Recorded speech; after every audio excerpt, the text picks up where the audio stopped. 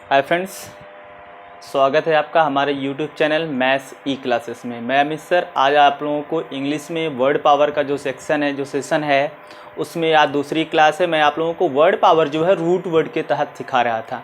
किसके तहत? Root word के तहत। पिछली क्लास में मैं आप लोगों को एक रूट वर्ड बता दिया हूँ, शायद पेड से बताया हूँ। किससे? पेड मतलब चाइल्ड से बता दिया हूँ। आज आप लोगों को हम दूसरा रूट वर्ड लेकर चलते हैं और जिसका नाम होगा पैथ। क्या होगा? पैथ। अब देखिए, पैथ या इसको पाथ पढ़िए, लेकिन ये शुद्ध पैथ है। क्या? हिंदी में अगर इसको शुद्ध पढ़ेंगे तो ये पैथ है और इसका फॉर्मेशन पैथोस से हुआ है। किससे हुआ है? पैथोस से। लेकिन हमको इससे कोई मतलब नहीं है, हमें जानना है पैथ से। इसको पाथ नहीं, पैथ पढ़ेंगे क्योंकि ये रूट वर्ड है। इससे देखेंगे कौन कौन सा वर्ड बनता है, कौन कौन सा वर्ड बनता है। और पैथ का मतलब होता है फीलिंग और डिजीज। फीलिंग और डिजीज। फीलिंग का मतलब आप समझते हो, फीलिंग, डिजीज मतलब बीमारी। क्लियर है? फीलिंग या डिजीज। पैथ का मतलब फीलिंग या डिजीज। चलिए हम आज पहला वर्ड लेकर चलते हैं। देखिए, आप लोग एक वर्ड सुनते हो सिंपैथी।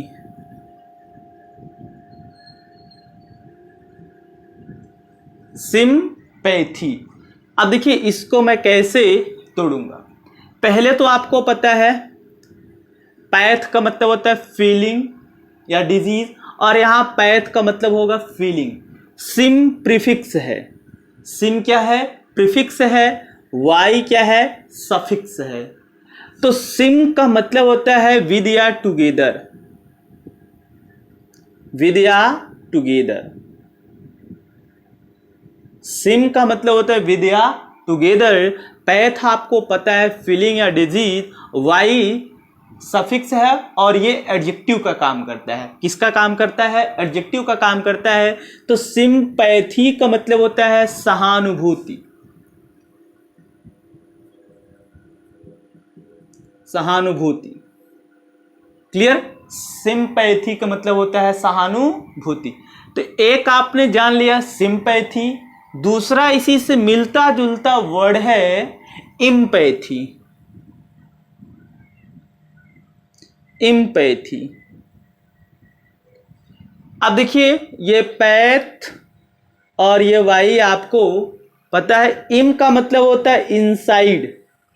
इम का क्या मतलब होता है? इनसाइड। या हम कह सकते हैं सेल्फ। तो ये इम्पैथी होगा तो इसका मतलब होगा अपनों के लिए सहानुभूति। इनसाइड मतलब अपनों के लिए सहानुभूति। अपनों के लिए सहानुभूति। ठीक। अब देखिए, सिंपैथी और इम्पैथी दो वर्ड बने। सिंपैथी और इम्पैथी दो वर्ड बने तो आप कहोगे यार, तो हम सिंपैथी मतलब भी सहानुभूति कह सकते हैं, इम्पैथी का मतलब भी सहानुभूति कह सकते हैं। दोनों में डिफरेंस क्या हुआ? तो मैं आपको दोनों में डिफरेंस बता दूं। जैसे मान लीजिए आप कहीं जा रहे हैं, आप कहीं जा रहे हैं, बाय द वे किसी का एक्सीडेंट हुआ है।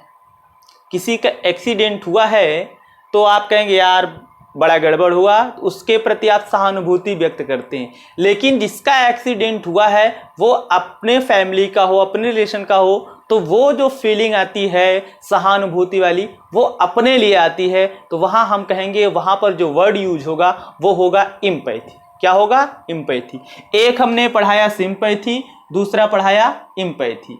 एक आता है, अगला जो वर्ड है अपैथी। अगला जो वर्ड है अपैथी।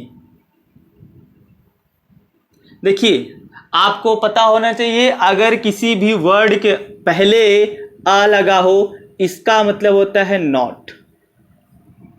पैथ या पैथी आपको पता है फीलिंग। तो अपैथी का मतलब होता है जिसके पास कोई भावना नहीं ही ना हो।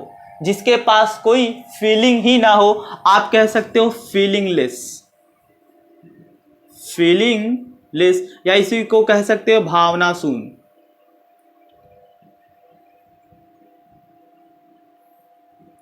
जिसके अंदर कोई फीलिंग ही ना हो, फीलिंगलेस। एक होता है कैकोपैथी,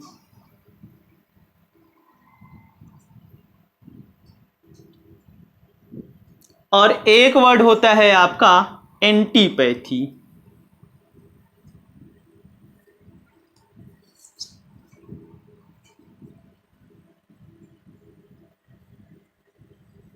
एक होता है कैकोपैथी, एक होता है एंटीपैथी। कैको का मतलब होता है बैड, क्या होता है, बैड। तो पैथी आपको समझ में आ गया, फीलिंग मतलब जो, या ऐसा कोई व्यक्ति जिसका जो है जिसका जो है वो किसी की दूसरे के प्रति विपरीत भावना रखता हो, क्या रखता हो, या बुरा चाहता हो, बैड फीलिंग रखता हो, या इसको कह सकते हो a person who takes bad feeling, या आप कहोगे बैड फीलिंग। अगला वर्ड है एंटीपैथी। एंटी का मतलब होता है अपोजिट, एंटी का मतलब होता है अपोजिट। पैथी आपको पता है मतलब जो है भावना के विपरीत, क्या, भावना के विपरीत।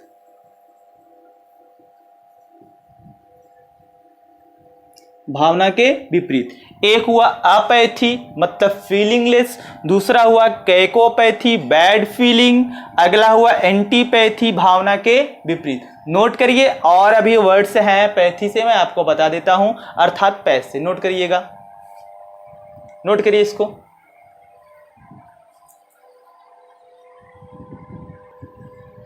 चलिए आगे लेकर चलते हैं।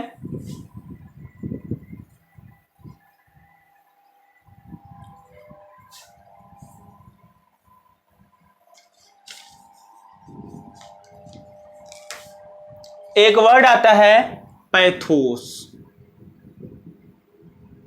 पैथोस, पैथोस का मतलब होता है दुख या दुख का कारण, दुख का कारण या दुख की भावना, इसको कहते हैं दुख की भावना, दुख या करुणा की भावना, दुख या करुणा की भावना। एक वर्ड होता है पैथेटिक। पैथेटिक, पैथेटिक का मतलब होता है जिसकी वजह से दुख हुआ हो, जिसकी वजह से दुख हुआ हो। और ये होगा दुख का कारण, ये नहीं, ये होता है पैथोस। पैथोस का मतलब होता है दुख या करुणा की भावना, और ये है पैथेटिक। पैथेटिक का मतलब होता है जिसकी वजह से दुख हुआ हो। एक वर्ड आपको पता है पैथोलॉजी, ये आपको पता ही है।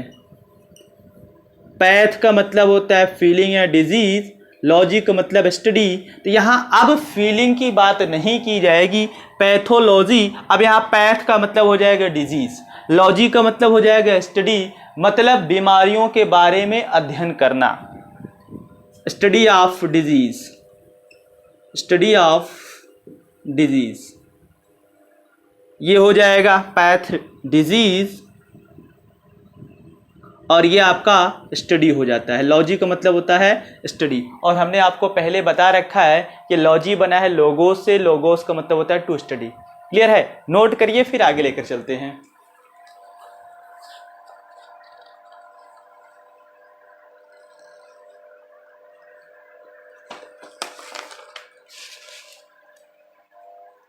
अगला जो वर्ड होगा वो आपको पता है, नहीं पता तो मैं आपको बताता हूं।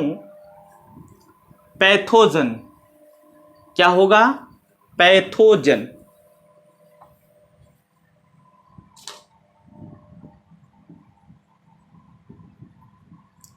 पैथोजन, पैथो बना है पैसे, जन का मतलब होता है जनरेट या टू प्रोड्यूस, जनरेट या इसी को कहते हैं टू प्रोड्यूस। और ये डिजीज। अब जरा इसको मिला के बताइए कि डिजीज है जनरेट हो रहा है, डिजीज है जनरेट हो रहा है। आप कह सकते हो कोई ऐसा स्थान जहां से बीमारी उत्पन्न हो, ऐसा स्थान जहां से बीमारी उत्पन्न हो। जैसे आप कह सकते हो कि जहां से कचरा वगैरह ढेर रहता है, ज़्यादा रहता है, वहां से बीमारियां उत्पन्न होती हैं। क्लियर है। अगला वर्ड है साइकोपैथ। साइकोपैथ, साइको का मतलब होता है माइंड और पैथ का मतलब होता है डिजीज, मतलब इसको कह सकते हैं दिमागी बीमारी, दिमागी बीमारी। क्लियर। आई होप कि आपको आज का रूट वर्ड जो है समझ में आया होगा, जिसका नाम था पैथ। पैथ का मतलब होता है फीलिंग या डिजीज। अगर आपको अच्छा लगा हो तो लाइक शेयर और सब्सक्राइब जरूर करिएगा और शेयर करिएगा। क्लियर है। ठीक, आज के लिए बस इतना ही। Thank you.